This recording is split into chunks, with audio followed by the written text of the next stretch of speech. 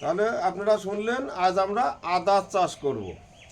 আদা চাষ কোথায়? আদা যে কোনো চাষ তো জমিতে হয়, কিন্তু আমরা বস্তার মধ্যে আদা চাষ করব।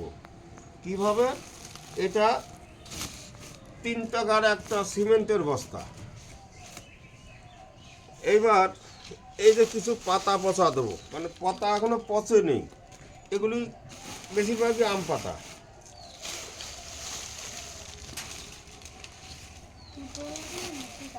এরপর এই যে পাতা দিলাম,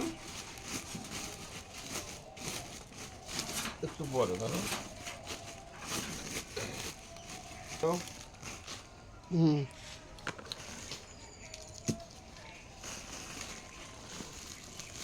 একবার বেশি করে দিয়ে দিই।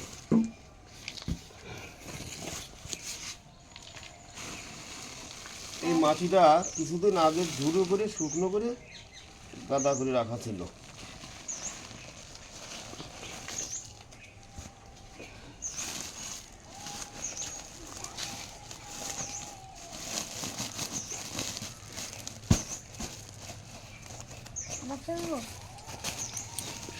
এবার দাও আদা। আদা ওইভাবে না, এটা এই এতটা একসঙ্গে না, ওটা রাখো, আর লাগবে না, এতে হবে। এইগুলির যতটা গিঁট আছে ততটা গিঁট আলাদা করা যাবে। এই যে এটা নাও, এটা এইভাবে বসাও, সমান করে মাটি সমান করো, মাটি সমান। এই পাশে একটা দাও, ওইভাবে না, সমান করে উপরে। এই যে বাস হয়ে গেল। এটা নাও, এটা এক পাশে দাও।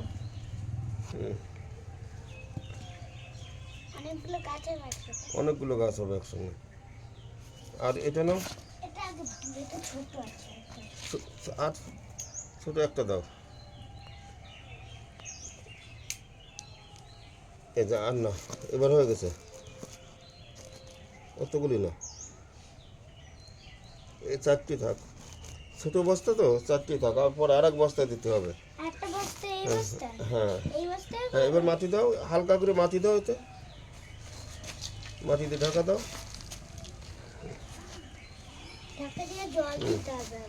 হ্যাঁ, মাটি দিয়ে ঢাকা দেওয়ার পরে জল দিতে হবে। এখন না, জল একদিন পরে দিলেও হবে। দর্শক বন্ধুরা, আমাদের আদা চাষ হয়ে গেল খুবই সহজে।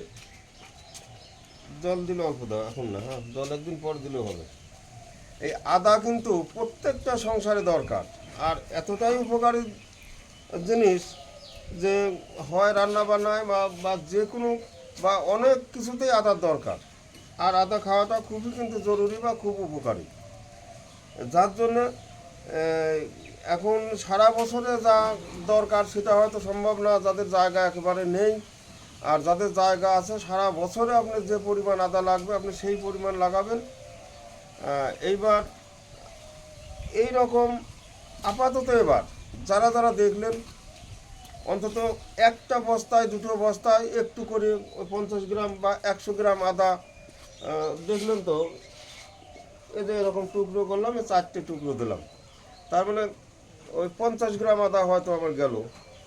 ওই 50 গ্রাম বা 100 গ্রাম আদা নিয়ে 2টো বস্তায় এবার আপনারা করে দেখেন, এই 1 বছর গেলে আপনারা ফলাফল পাবেন কী পরিমাণ হয়।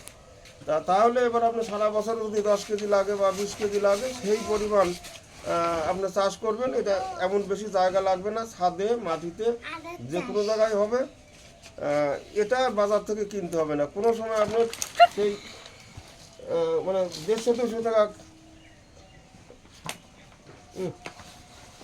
এসব ভালো না থাক,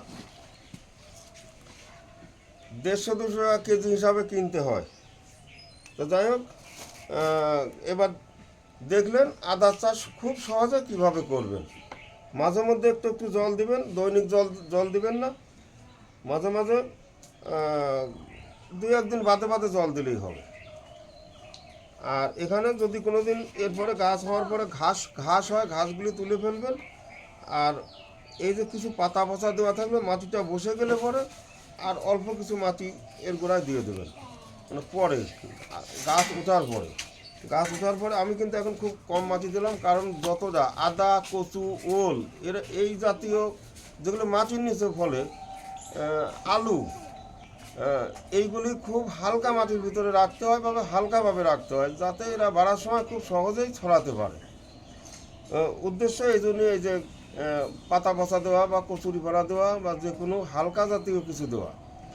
আর আলু চাষ দেখবেন, আলু শুধু মানে সারি সারি আগে আলু বসায়, তারপর দুই পাশ থেকে মাটি দিয়ে এরকম বেশ সরু রাস্তা মতো করে দেয়।